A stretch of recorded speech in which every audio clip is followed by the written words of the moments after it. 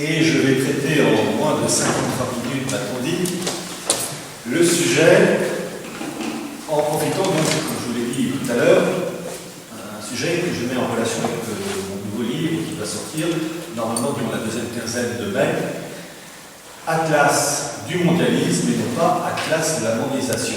Pour la première fois, un livre sur un atlas, mais sur le mondialisme aux éditions Retour aux sources. Composé de 7 chapitres de 4, on a plus de 90, et 7 chapitres de texte. Et pour un chapitre de texte, il y a les cas qui vont avec, c'est un sujet qui est traité, qu'un autre, etc. Je vais, et c'est pas évident, traiter d'un sujet, certes, mondialisme et sionisme, en sachant que tout est entremêlé.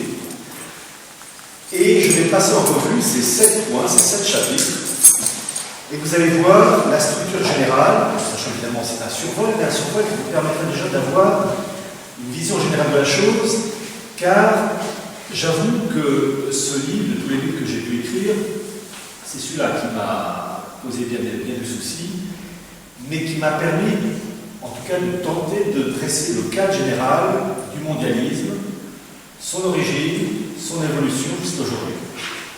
Le premier chapitre, donc chapitre texte accompagné d'un chapitre de cartes, traite de l'Europe ethnique du Moyen-Âge à l'Union européenne. Et j'ai trouvé des cartes absolument inédites, en particulier, on commence par des cartes du peuplement ethnique de l'Europe centrale par des colons germaniques du Moyen-Âge, et je reviens jusqu'à notre époque, et en particulier, je suis tombé sur une carte. Alors évidemment, tout ce que je peux vous dire, c'est sourcé, à chaque fois avec une référence, il y a à peu près 600 notes de bas de page. En gros, affirmation, référence officielle, surtout sur des sujets qui sont parfois très délicats. Donc, je ne vais pas vous donner les sources, mais sachez qu'il y a intérêt à être sûr de la note de bas de page, en face, des nombreux amis ne puissent pas trop rouler dans les brancards. Et en particulier, je suis tombé sur une carte début XXe siècle, plus exactement de 1903, qui montre les projets pan-germanistes d'une grande Allemagne occupant l'Europe centrale en 1950. Et on peut se dire, mais quel lien avec notre situation actuelle? Vous allez voir, en fait, tout ça c'est lié. Dans ce sens que, à cette époque, les autorités allemandes, au début du XXe siècle, voulaient contrôler l'Europe centrale pour contrôler ensuite l'Empire ottoman, qui couvrait en gros l'Arabie saoudite, enfin en gros la péninsule arabique, presque, jusqu'au Koweït, c'est-à-dire avec toute la Mésopotamie. Et c'était pour contrôler en particulier le pétrole. Kirkouk, Mossoul, l'actuel État irakien ou État mauritanien irakien. Et ce que voulaient faire les Allemands au début du XXe siècle, c'est ce que veulent ou tentent de faire les Anglo-Américains en disant qu'Israël en opposition aux Russes et aux Chinois. C'est-à-dire que c'est le même procédé, mais avec des acteurs à peine différents. Et tout est entremêlé dans ce sens que, j'évoque en particulier le traité de Versailles, et une chose qui est largement méconnue, c'est qu'une partie du traité de Versailles a été consacrée à la protection des minorités. Et ce sont les délégations sionistes américaines, en réalité, qui ont joué un rôle primordial pour favoriser la protection des minorités en Europe. Et celui qui menait le bal s'appelait Léo Botsky, qui était, jusqu'en 1904, le bras droit de Théodore Herzl, le fondateur du sionisme. Et donc, montrer que le sionisme, c'est pas uniquement la volonté de créer le grand Israël des rives de l'Euphrate jusqu'au Nil, comme l'a écrit lui-même Théodore Herzl dans ses carnets complets, volume 2, page 711, reprenant une formule de la Genèse 15-18 qui dit en gros qu'il faut un grand Israël de l'Euphrate jusqu'au grand fleuve d'Égypte, mais que c'est un projet où tout est lié. En fait, c'est un immense puzzle. Ce livre, Atlas du mondialisme, couvre tous les sujets, et je montre cet exemple du puzzle à 1000 pièces. Vous avez 800 pièces sur les 1000, vous en manque 200, mais avec les 800, vous pouvez avoir une idée si vous avez affaire à un montage ou un bord de mètre. Comme ça, fixe déjà des essais. Donc, trouvez que Versailles, à la parcellisation des États et à la promotion des goûts ethniques. Est-ce par volonté d'âme ou y a-t-il des raisons plus profondes? Nous allons voir. Le deuxième sujet que j'ai traité dans ce livre, c'est l'Union européenne et la régionalisation. Un exemple tout bête, nous sommes passés de 22 à 13 régions. Est-ce pour des volontés d'efficacité? La raison profonde, c'est adapter la France à une Europe des régions qui doit, si le processus va son terme, et nous vivons dans un processus babélien, donc à un moment donné, le système va se laisser la figure, et je poursuis la théorie, le processus, c'est d'adapter une France régionalisée, concassée, à une Europe elle-même régionalisée et s'intégrant dans une gouvernance mondiale où les États seront divisés, États-Unis compris. Il y a des pays qui prendront plus d'avance que d'autres. L'Espagne, la Catalogne, mais les États-Unis, et j'ai publié en particulier dans ce livre une carte d'un document de l'agence Reuters, un marché officiel, vous avez les mouvements indépendantistes qui vont de 19 à 34% aux États-Unis, avec des mouvements indépendantistes texans et californiens. Et donc j'ai apporté des informations de première main sur ce fractionnement de l'Europe. Le troisième point, ce sont les fameux fonds structurels, c'est-à-dire, c'est un mot un peu barbare pour dire que l'Union européenne donne aux États européens de l'argent et ces États européens distribuent cette manne financière aux régions en fonction de leurs besoins. Plus les régions sont pauvres, comme la France par exemple, plus les fonds structurels sont importants. Et, je l'évoquais tout à l'heure avec Thomas Schweitzer, il est triste de voir que les partis politiques qui prétendent défendre la cause nationale, la défense de la patrie, la lutte contre le mondialisme, se gardent bien de révéler certaines informations de première main. En 2002-2003, vous avez le gouvernement Raffarin qui a permis que la région Alsace traite directement avec Bruxelles pour la gestion de ces fonds structurels, cet argent donné aux régions pour construire des routes, des hôpitaux, des écoles, etc. Ce qui fait que l'intermédiaire, ou en tout cas le représentant de l'État, le préfet, disparaît, et que la région s'adresse directement à Bruxelles sans passer par l'autorité de l'État. Et donc, il y a l'État français qui disparaît. Ce processus était propre à l'Alsace uniquement en 2002-2003. Et à l'époque, toutes les régions françaises bavaient d'envie, enfin les représentants des régions bavaient d'envie, ils souhaitaient que notre processus soit élargi à l'ensemble des régions françaises. Et en 2012, lors des élections avec François Hollande, ce dernier avait promis que ce processus alsacien serait élargi à l'ensemble des régions. Et bien, c'est chose faite. Depuis le 27 janvier 2014, toutes les régions françaises s'adressent directement à Bruxelles sans passer par l'autorité de l'État, le préfet. Et donc, la notion d'État, France, disparaît des instances régionales. Est-ce que les partis politiques en France qui officiellement défendent avec passion la cause française, la souveraineté française, qui prétendent vouloir sortir de l'euro, de l'OTAN et de l'UE, est-ce qu'ils en ont parlé? Non. Pourtant, c'est un sujet clé, surtout quand on a des députés au Parlement européen, on doit être concerné et surtout au courant. Et je suis le premier à balancer cette information. Quatrième point que je traite, c'est la coopération transfrontalière. C'est la coopération entre les États, une chose légitime, France-Espagne, France-Italie, Allemagne, Pologne, Allemagne, France, etc. Et entre autres, la volonté de créer des euro-régions. Comment vous donnez la région, le fait de vouloir faire disparaître les frontières des États, franco-espagnoles, franco-allemandes, franco-polonaises, cela permet de regrouper des régions de part et d'autre de la frontière devenue défunte. C'est une construction du canon. Et les euro-régions sont quoi?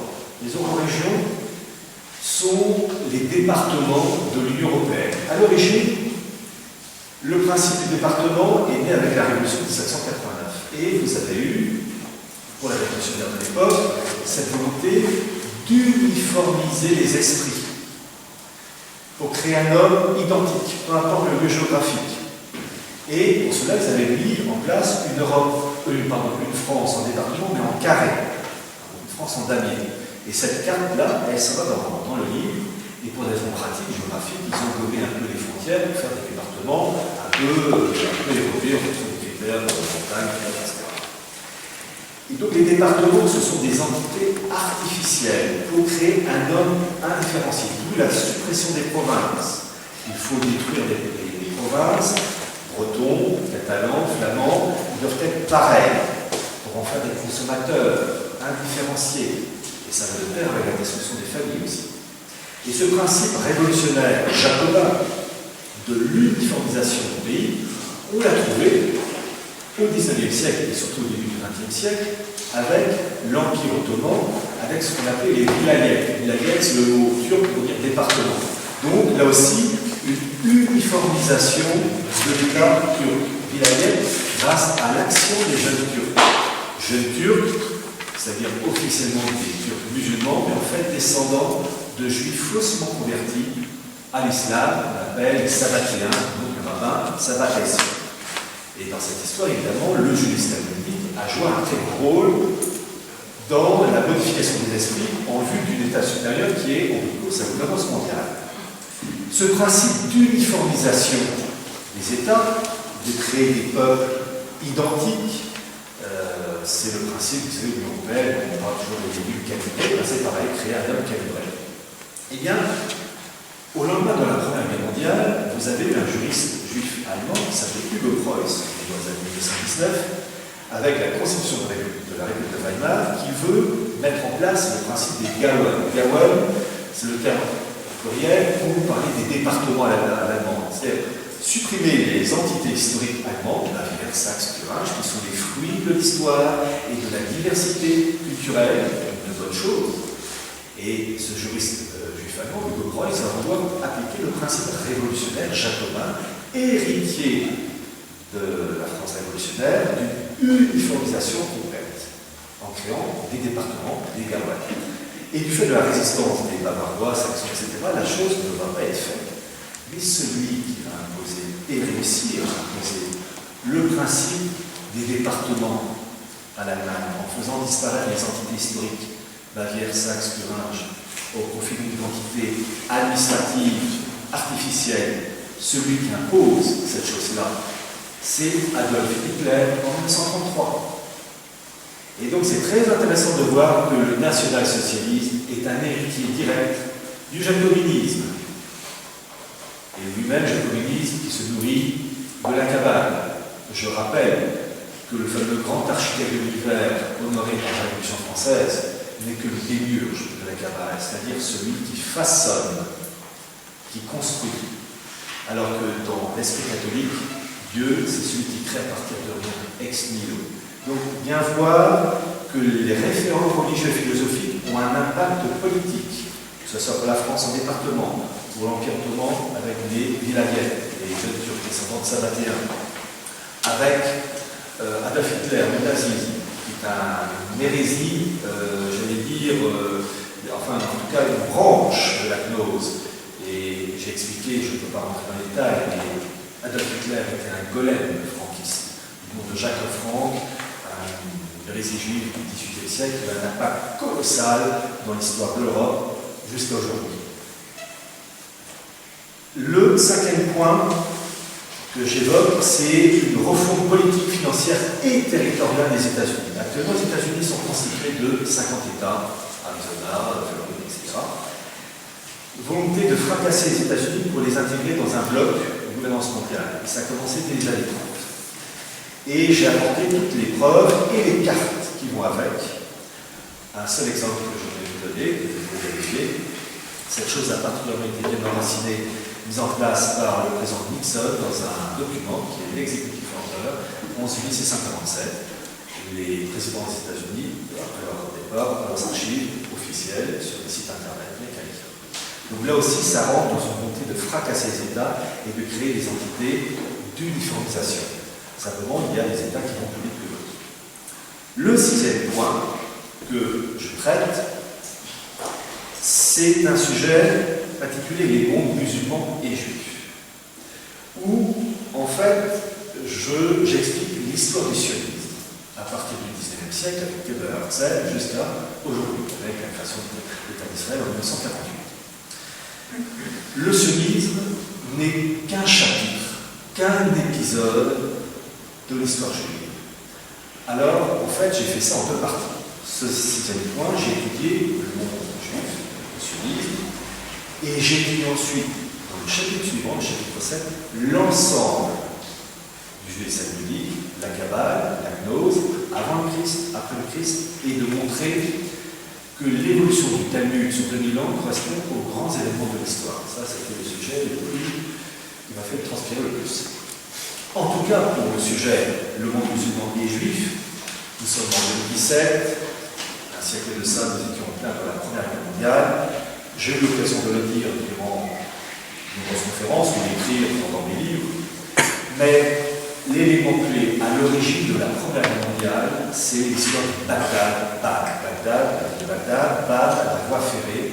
Les autorités allemandes, à la veille de fin 19e, début 20e siècle, qui avaient construit une immense voie ferrée partant de Hambourg, traversant l'Allemagne, et d'Autriche-Hongrie, à l'île d'Allemagne. La Serbie, c'est le point faible à l'île des Occidentaux, et ensuite l'Empire ottoman, à l'île d'Allemagne et d'Autriche-Hongrie. L'Empire ottoman, donc c'était la Turquie actuelle, plus une grande partie de la péninsule arabique, Irak comprise.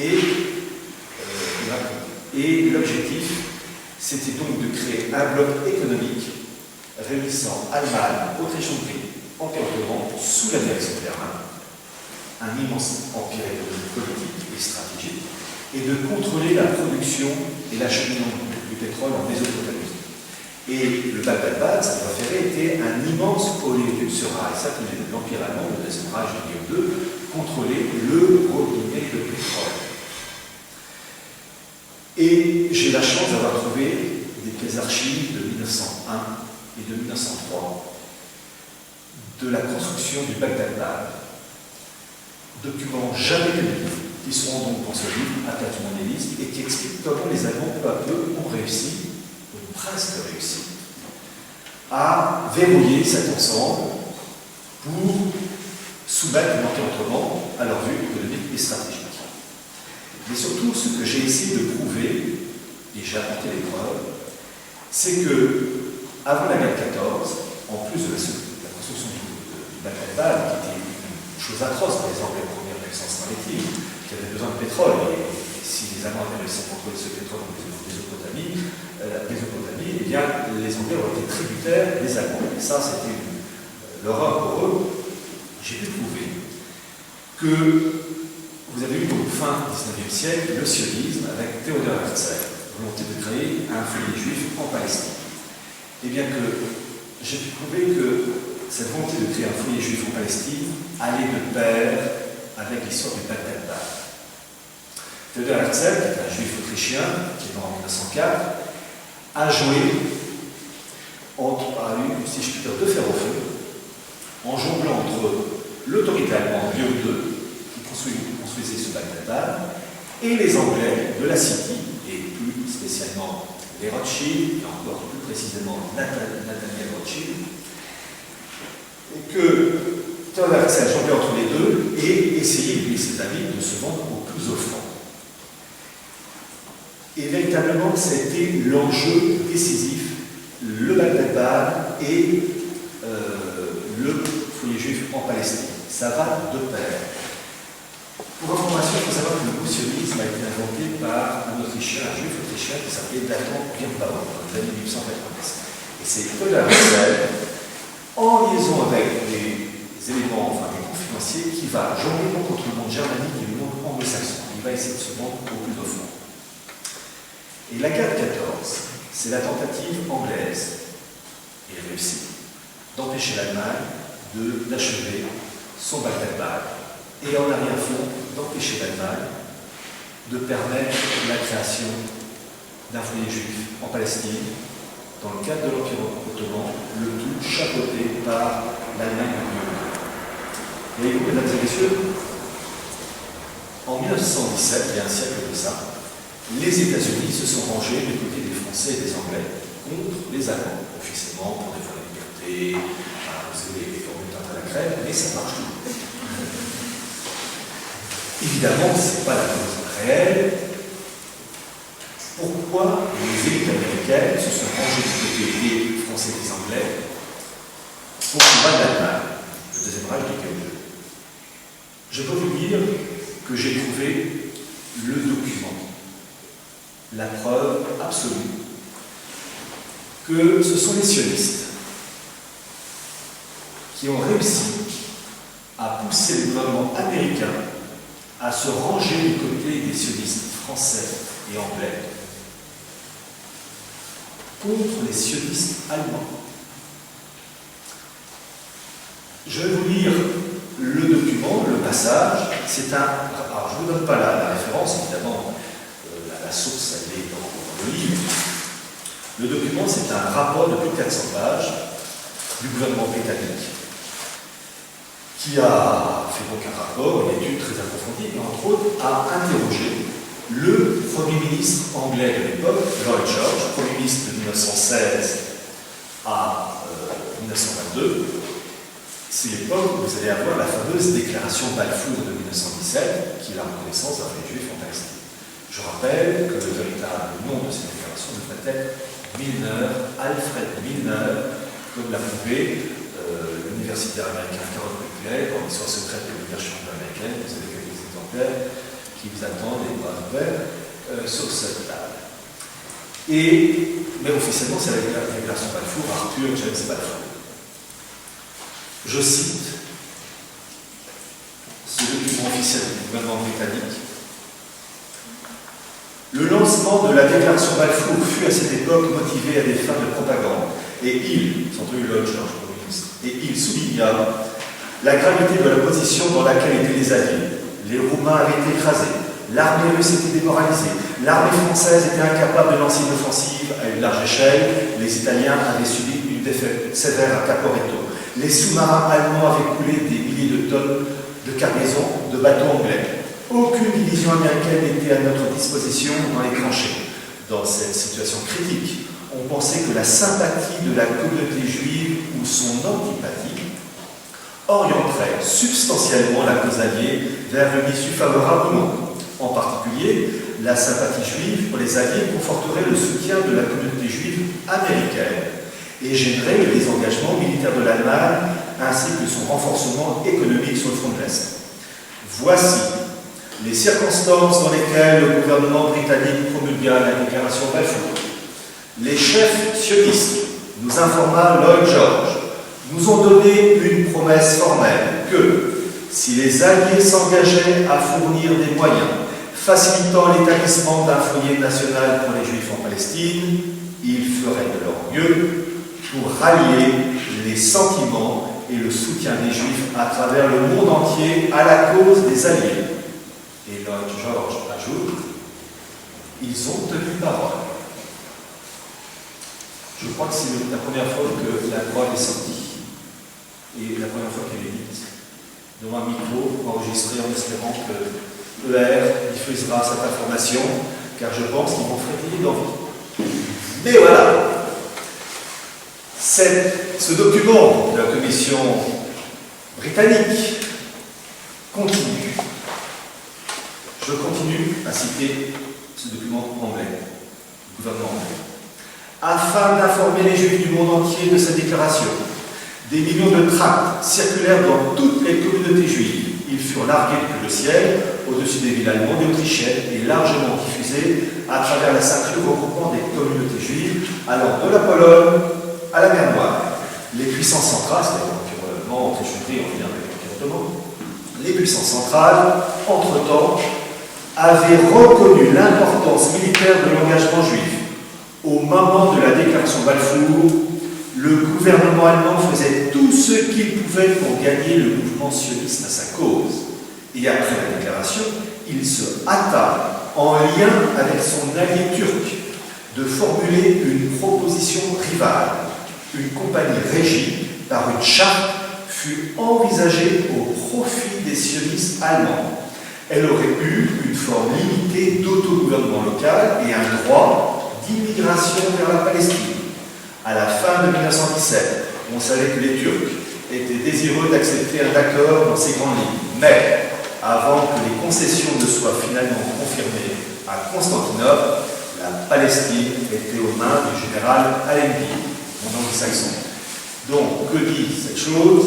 Vous avez eu une bagarre à mort entre factions juives, une faction juive sioniste français anglo-américain, soutenant donc un projet de foyer juif en Palestine, sous la direction en fait, de la cité de Wall Street, opposé à une autre faction juive, les sionistes allemands, qui eux aussi voulaient un foyer juif en Palestine, mais sous la direction germanique. Et ce que je veux vous faire comprendre, c'est que les bagarres entre d'un côté France et États-Unis, Angleterre, et de l'autre Allemagne, n'étaient que des revêtements, dans ce sens que ces revêtements cachaient les bagarres entre factions juives qui utilisaient le nom France, Grande-Bretagne, États-Unis ou Allemagne pour se taper dessus. C'est ça, au fond de l'histoire. Et ça n'a pas pris de bride, reste un point de 53 minutes pour pouvoir donner la fin. Et donc, il faut savoir que cette volonté de créer un foyer juif en Palestine, qui va donc voir le jour au lendemain de la Première Guerre mondiale et qui va s'achever avec la création de l'État d'Israël en 1948, est très importante. Pourquoi?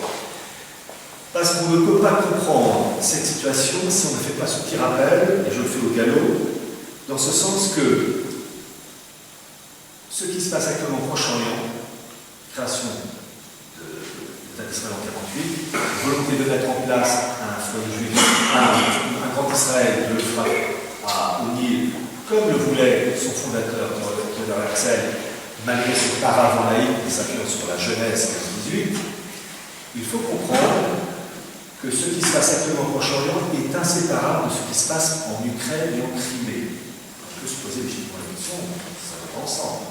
Si. Parce que vous avez eu au IIe siècle cette population turcophone, les Khazars, qui s'est convertie au judaïsme. Et cette population occupait à peu près l'est de l'Ukraine, c'est-à-dire à partir de Kiev, jusqu'à l'est, jusqu'à peu près la mer Caspienne, plus la Crimée. Et que pour de nombreux juifs, ce territoire, la partie est, la Crimée, ces territoires représentent une seconde Judée. Et donc, vous avez actuellement des bagarres entre factions juives qui s'opposent entre ceux qui se regroupent, j'allais dire Israël, France, États-Unis, Grande-Bretagne, et qui s'opposent à une autre faction juive, les juifs Lubavitch, dirigés par Ber el-Nazar et soutenant Poutine. Ce sont des bagarres entre factions, au même titre. Vous avez eu les mêmes bagarres entre Allemands avec les sionistes allemands s'opposant à un projet avec les sionistes français, anglais et américains. C'est le même, montage. Petit rappel sur l'histoire du judaïsme. Le judaïsme d'avant le Christ, c'est celui de Moïse, qui attend le Messie. La non-reconnaissance du Christ comme fils de Dieu incarné, là je parle pour les croyants, mais d'un point de vue culturel, c'est la chose, c'est présenté. Vous avez eu, après le Christ, un reformatage du judaïsme, qui s'est fait en gros de 100 à 500 après Jésus-Christ. Chiffre arrondi, mais pour des raisons pratique, je dis 100 à 500. Et celui qui a remodelé, qui a lancé le remodelage du judaïsme, c'est le rabbin Akiba. Et ça a permis donc le Talmud, la création du Talmud, avec la Mishnah, les études du Talmud, la Gemara, les commentaires du Talmud. Et en gros, ça s'est terminé vers 500. Avec en plus le rôle, après le rabbin Akiba, le rôle du rabbin Anassi dans les années 200 et quelques. J'ai bien dit que le nouveau judaïsme qui s'est mis en place entre 100 et 500, c'est pas du tout le judaïsme d'avant le Christ, le judaïsme de Moïse. Donc, il faut vraiment opérer une distinction entre ces deux types de judaïsme, première chose. Et deuxième chose, il faut comprendre, pour saisir l'essence même du judaïsme talmudique, créé entre 100 et 500, on ne peut le comprendre qu'en opposition au catholicisme. Car si ce nouveau judaïsme s'est formé, il s'est construit en opposition au catholicisme triomphant, qui peu à peu s'impose dans l'Empire romain avec la renaissance en 313, donc du christianisme, et qui se répand. Et donc qui impose un modèle religieux mais aussi politique, qui est celui des intermédiaires, c'est-à-dire que le prêtre est ce qu'on appelle le transparent du Christ, un domaine spirituel jusqu'au pape qui est le vicaire du Christ. Et puis ça va donner aussi un autre type d'intermédiaire dans le domaine politique, qui est le roi de France, qui est le lieutenant du Christ, l'intermédiaire, presque le médiateur. Et donc, peu importe vos convictions personnelles, sachez que pour comprendre ce judaïsme, il faut s'intéresser à son contre-modèle, qui est le catholicisme. n'oubliez jamais que ce nouveau judaïsme qui s'est mis en place en gros entre 100 et 500 s'est construit uniquement en opposition au catholicisme, pas à l'islam. Parce que tout simplement, entre 100 et 500, l'islam n'existait pas. Donc, peu importe votre conviction pour ou contre, on ne peut comprendre le judaïsme biblique que si on connaît le catholicisme. L'islam est venu après. Les chiffres, c'est 622. Donc, bien comprendre que l'ennemi mortel du judaïsme biblique, ce n'est pas l'islam. C'est le catholicisme, c'est son contre-modèle. Par la suite, j'ai essayé d'expliquer que toute l'évolution du judaïsme, avec la Kabbale, qui veut dire transmission, avec la gnose, qui veut dire connaissance, ce judaïsme, qui donc a été mis en place en gros à partir de 100 jusqu'à 500, a évolué avec des grands événements historiques. Et j'ai essayé de synthétiser l'ensemble de l'histoire du judaïsme, la Kabbale, entre autres en lisant quasiment tous les livres de Gershon Scholem, créés à la main, mais aussi d'autres travaux de Pesquin, du rabbin Ben Moselle, du rabbin Steinsaltz, etc. Et bien comprendre qu'il y a une volonté farouche au cours des siècles d'imposer dans les sociétés européennes un modèle qui judaïse le christianisme. Et par exemple, la chose s'est faite, elle a d'ailleurs préparé la Renaissance et la Réforme, avec ce qu'on appelait des intellectuels au XVe siècle, avec le pic de la Mirandole, qui a eu un esprit judaïsé sous l'influence de ce qu'on appelait un maran. Les marans, ce sont ces juifs faussement convertis au catholicisme et qu'on retrouve dans l'histoire de l'Espagne visigothique, Visigoth, au 7e siècle. Et par exemple, vous avez eu l'influence terrible de ce juif sicilien qui s'appelait Samuel Ben Sib Abou Faraj, qui va prendre un nom faussement chrétien, mais ça c'est un revêtement qui s'appelait Moncada, et ensuite il va prendre un nom passe-partout, Flavius Mithridate, et il va influencer Pic de la Mirandole, mais aussi d'autres comme Jean Rochely, comme Marcel Fissin. Vous n'avez pas que Moncada, Samuel Ben Sib Abou Faraj, vous avez aussi d'autres juifs comme Élie del Medigo, ou bien des auteurs juifs des siècles précédents, qui s'appellent, par exemple, je pense à Abou Lafia, qui ont influencé l'élite chrétienne européenne du XVe siècle pour créer ce qu'on appelle la Kabbale chrétienne, c'est-à-dire mettre la Kabbale et la magie au-dessus des évangiles. Et ça a été condamné par l'Église en 1487. Et cette permanence de vouloir imposer un modèle de la synagogue aux dépens des États catholiques a pris une accélération au XVIe siècle avec ce qu'on appelait la réforme organique, qui est du nom du rabbin Isaac Luria, qui va procéder à une accélération, une mutation du judaïsme, permettant par la suite ce qu'on appelait des hérésies au XVIIe et au XVIIIe siècle avec le rabbin Sabbat Tzvi et le rabbin Jacques Lefranc. Pour faire très court, puisque je sais qu'il y a un tableau, sachez que dans le cas de Sabbat Tzvi, il a joué un rôle dans ce sens où vous avez eu de nombreux juifs à se convertir faussement à l'islam, on va appeler les Domnei. Domnei littéralement apostat. Et dans le cas du franquisme au XVIIIe siècle, des juifs, avec Jacques Lefranc, qui se convertissent faussement au catholicisme, on va appeler ça des franquistes. Et ces gens-là vont occuper les postes clés des sociétés musulmanes et ottomanes en priorité pour les sabbatéens, et européennes et franquistes, pour influencer les États vers une cause qui est ce qu'on appelle la rédemption par le péché. C'est-à-dire que plus on fait le mal, plus on accélère l'arrivée du bien. Et il faut pour cela rappeler ce point particulier. Je vous ai cité le premier rabbin, le rabbin Akiba, vers l'an 100, qui va soutenir la première révolte juive avec Shimon Bar Kokhba, 132-135 après Jésus-Christ, qui se révolte contre l'occupant romain et qui arrive à détruire toute une légion romaine. Et la réponse de l'empereur de l'époque, l'empereur Adrien, c'est de mobiliser entre un tiers et la moitié de l'empire cimetière romain pour avoir la peau de ce Shimon Bar Kokhba. Qu'est-ce qu'il disait? Il disait, je suis le Messie. Je veux reconstruire le temple qui avait été détruit en 70, écrit par les troupes de Titus. Et je veux, donc, un État israélien, ça, indépendant, avec les Romains, foutent la paix.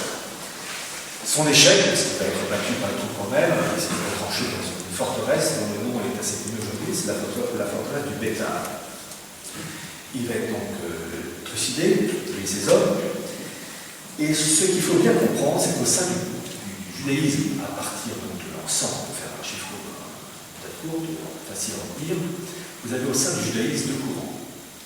Vous avez le judaïsme qui dit que le renouveau d'Israël ne peut passer que par l'arrivée du Messie. C'est-à-dire que le Messie va lui même arriver.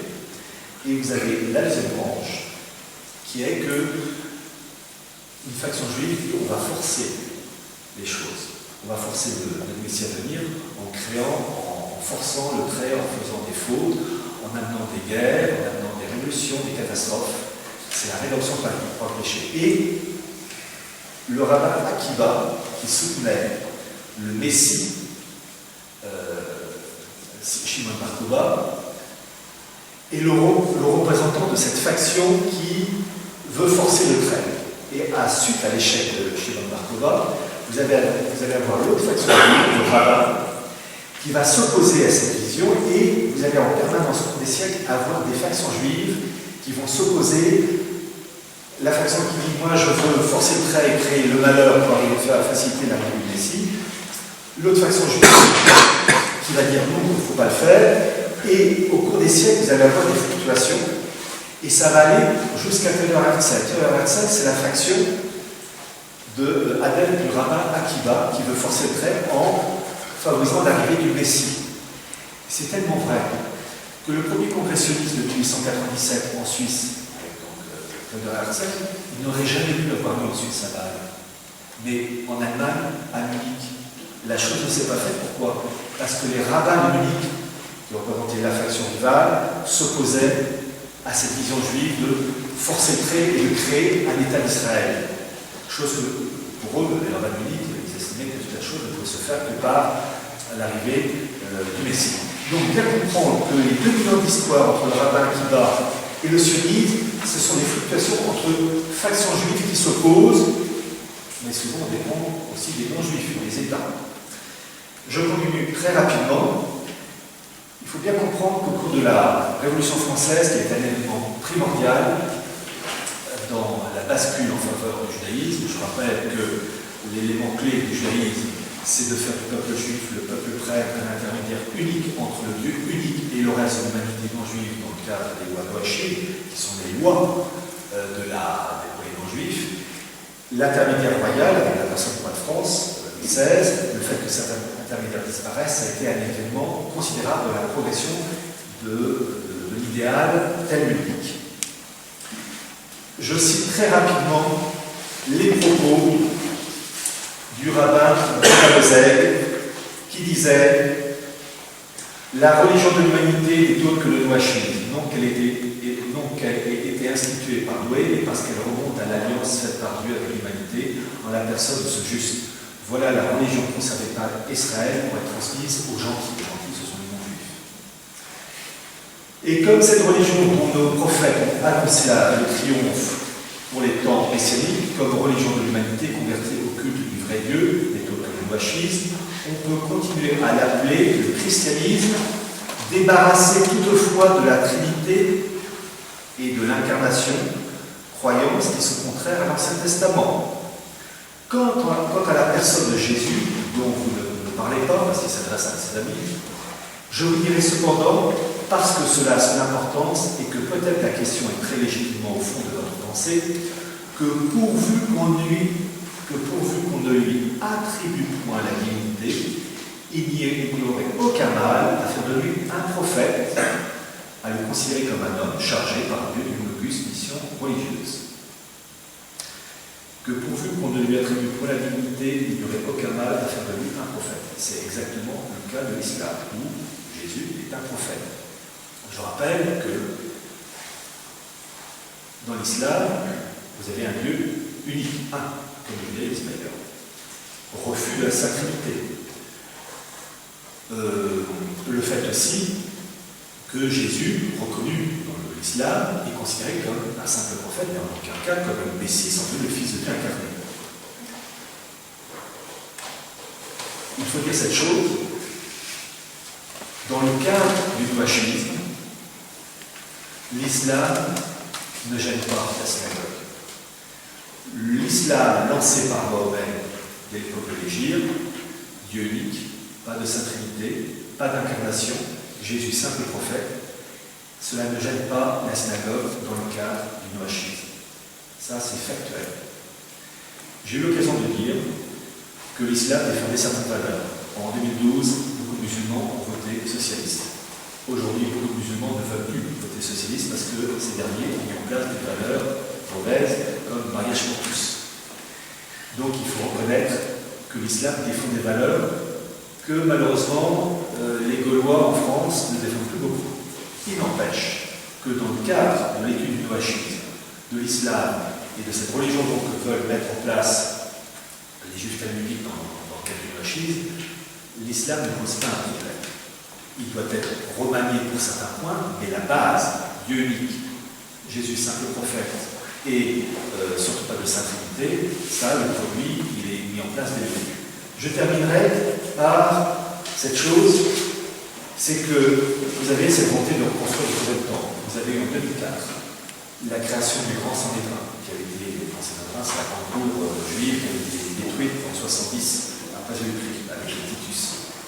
Le Grand Sanhédrin, et son porte-parole, à la fin de l'année 2016, le rabbin Elie Weiss, a adressé une lettre à Trump et à Poutine pour leur demander de reconstruire le troisième temple.